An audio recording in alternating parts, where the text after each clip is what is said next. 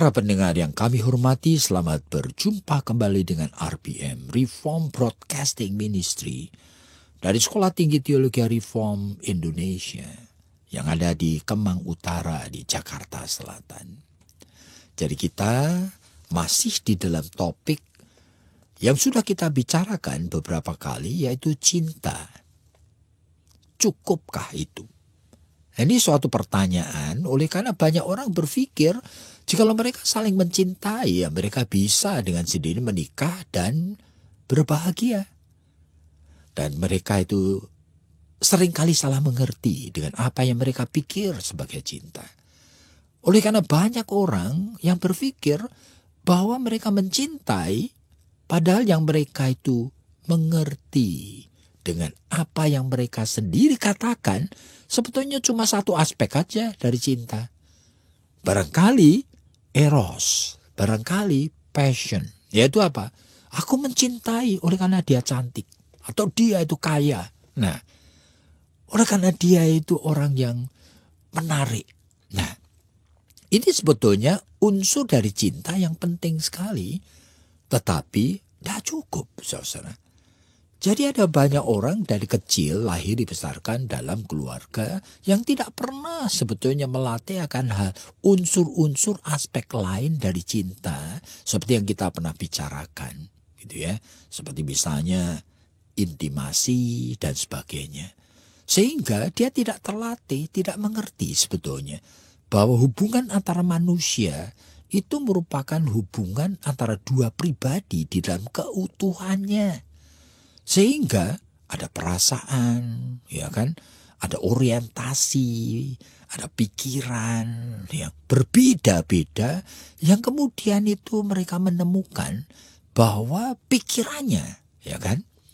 Perasaannya, instingnya, orientasinya, value system atau sistem menilainya itu aku sukai. Nah, itulah sehingga ini bukan hanya masalah mengenai soal seks, mengenai wajahnya yang cantik atau cakep ganteng.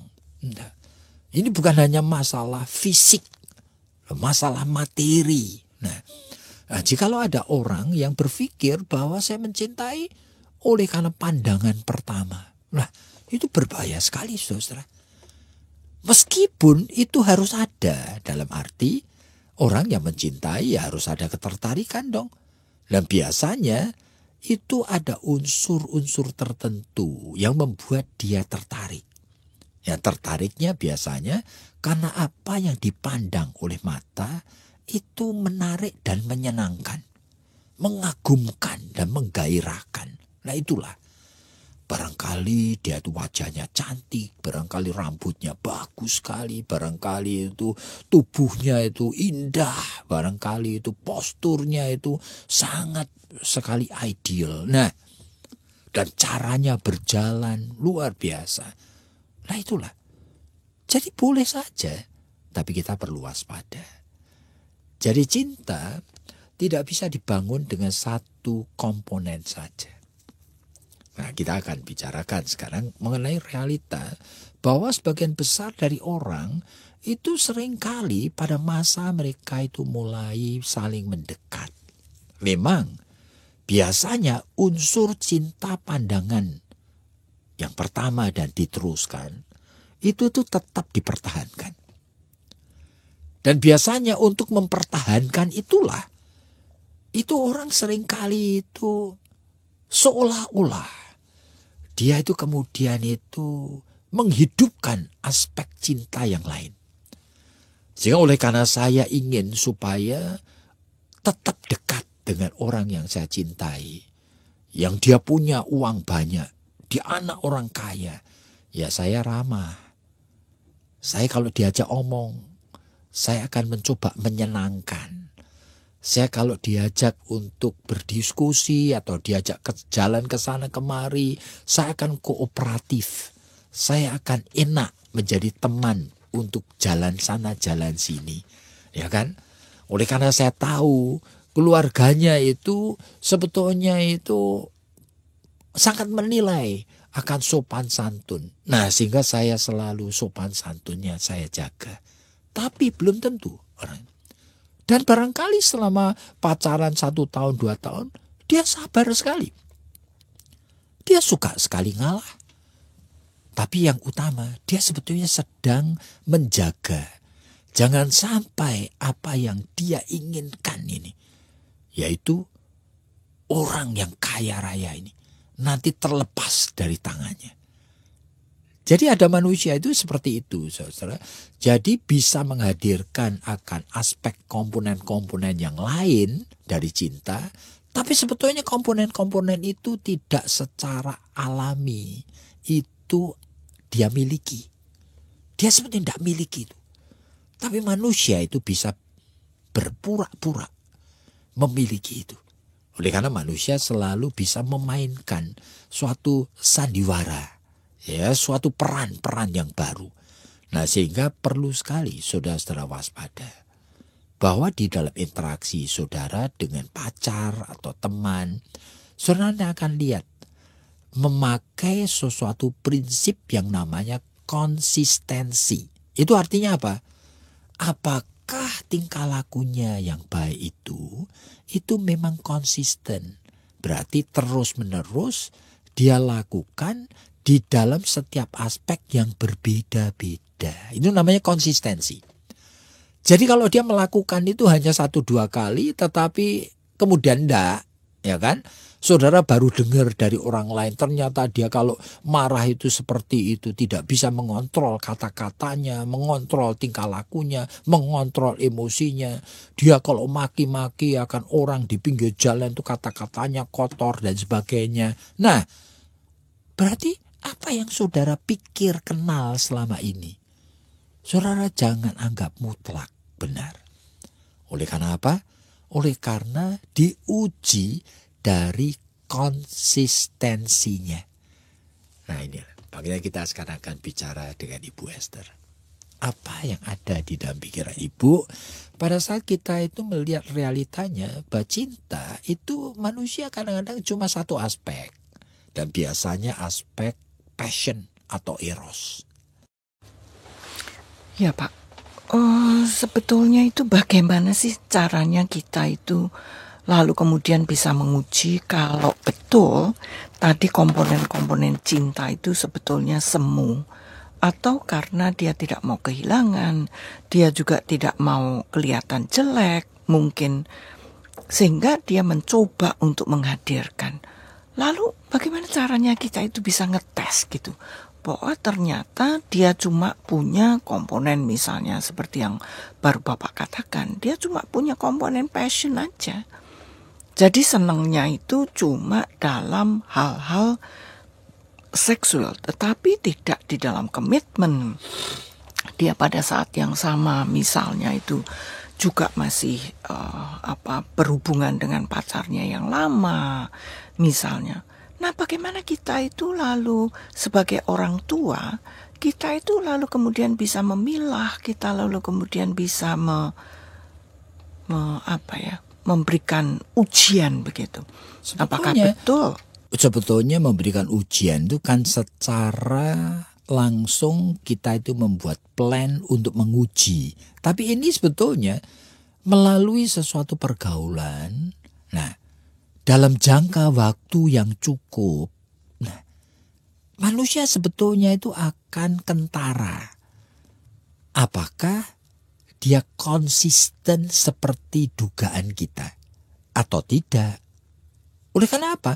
Melalui pengalaman, ya pengenalan pergaulan dalam jangka waktu yang cukup, ada berpuluh-puluh pengalaman bersama dengan dia. Pengalaman ngantri bensin, pengalaman ngantri mau bayar di mall, ya, di toko, ya, pengalaman ngantri makanan yang tidak keluar-keluar yang dipesan pada saat makan di restoran, pengalaman jalan macet, gitu, pengalaman ketemu dengan orang yang mengatakan hal-hal yang tidak baik dan sebagainya. Nah, itu nanti akan kelihatan.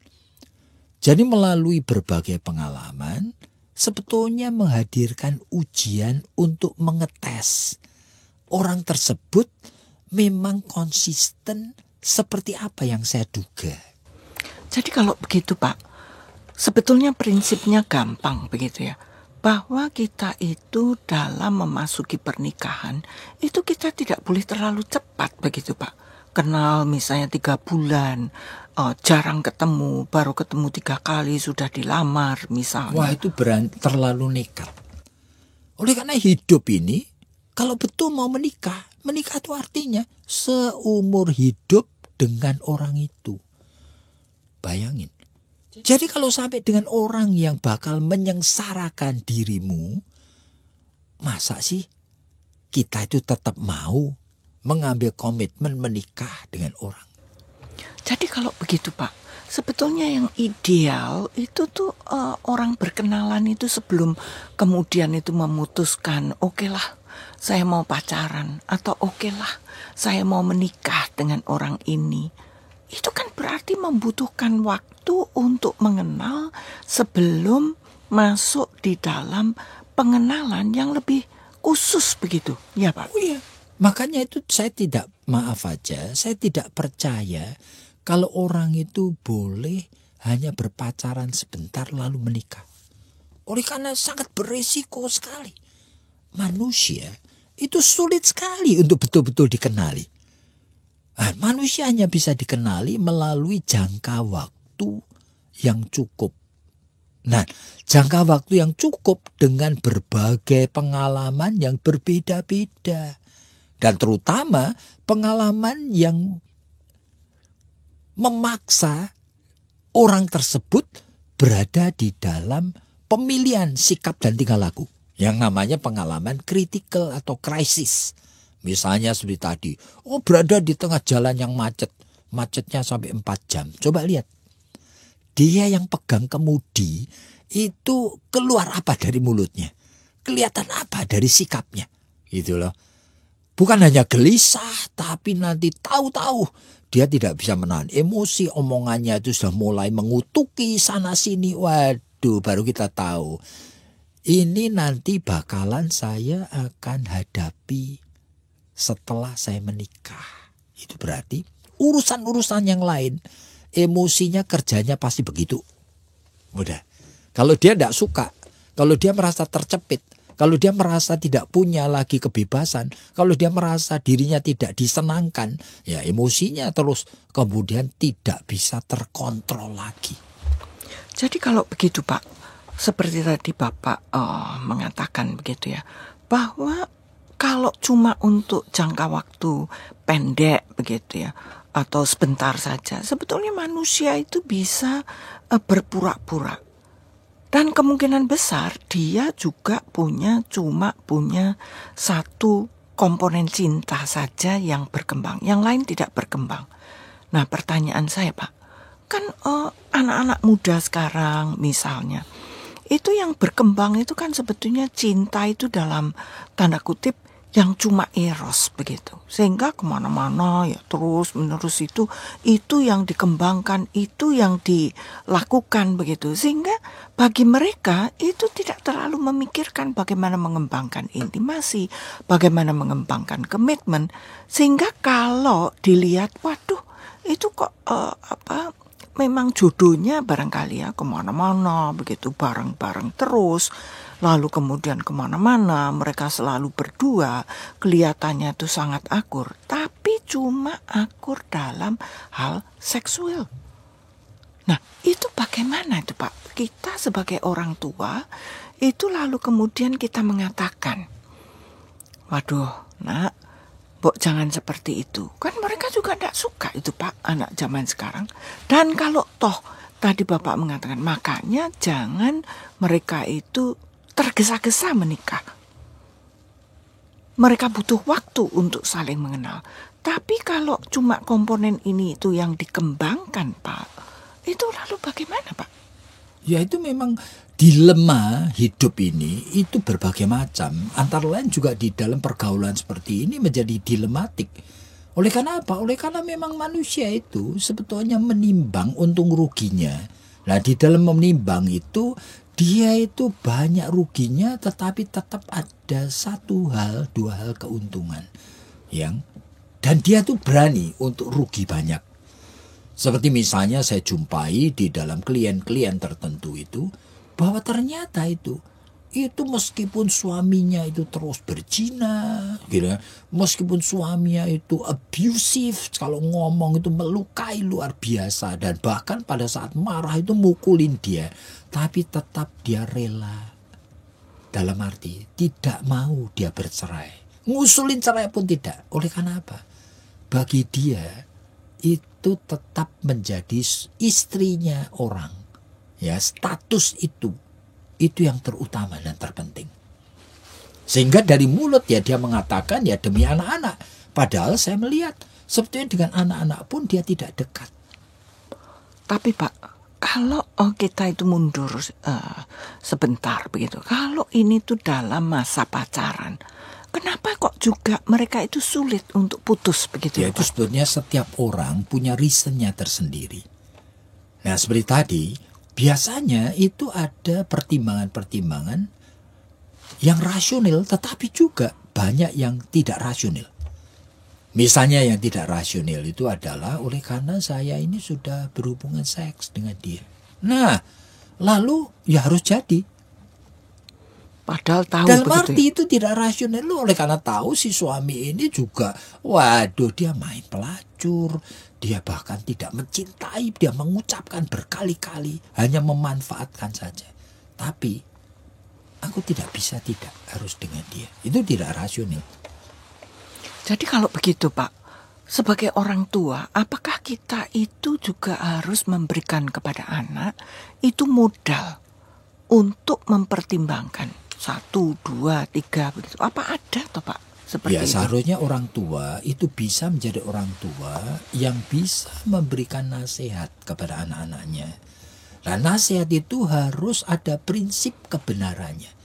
Jadi nasihat itu bukan hanya membela untuk kepentingan orang tua dan keluarga sendiri, tapi kepentingan anak ini. Supaya anak ini sesuai dengan stage-nya, level kedewasaannya. Yang sekarang ini sudah usianya sudah 22, 23 tahun, ya dia sudah dewasa. Seharusnya dia juga diberi hak untuk mengambil keputusan yang betul-betul bisa dipertanggungjawabkan. Jadi para pendengar yang kami hormati, setelah mendengarkan ulasan ini mungkin timbul berbagai macam pertanyaan. Dan jika Anda ingin mengajukannya, silakan hubungi kami dengan nomor telepon 7943829. 7943829. Kira Tuhan memberkati Anda.